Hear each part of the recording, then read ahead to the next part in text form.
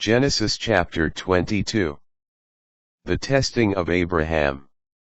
Some time afterward, God put Abraham to the test and said to him, "Abraham." "Here I am," he replied. Then God said, "Take your son Isaac, your only one, whom you love, and go to the land of Moriah. There offer him up as a burnt offering, on one of the heights that I will point out to you."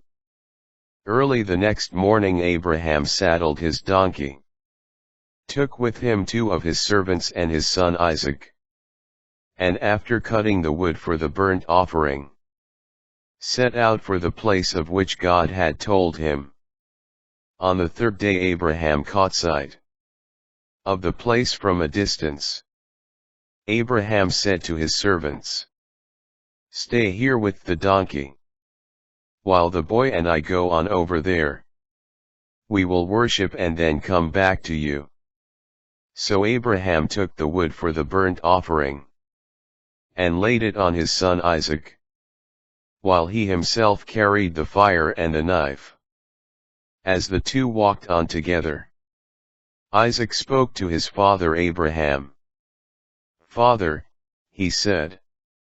"Here I am," he replied. Isaac continued, "Here are the fire and the wood, but where is the sheep for the burnt offering?" "My son," Abraham answered, "God will provide the sheep for the burnt offering." Then the 2 walked on together. When they came to the place of which God had told him, Abraham built an altar there and arranged the wood on it. Next he bound his son Isaac, and put him on top of the wood on the altar. Then Abraham reached out and took the knife to slaughter his son. But the angel of the Lord called to him from heaven, "Abraham, Abraham." "Here I am," he answered. "Do not lay your hand on the boy," said the angel. "Do not do the least thing to him. For now I know that you fear God, since you did not withhold from me your son, your only one." Abraham looked up, and saw a single ram caught by its horns in the thicket. So Abraham went and took the ram, and offered it up as a burnt offering in place of his son. Abraham named that place Yahweh-Yireh. Hence people today say, "On the mountain the Lord will provide."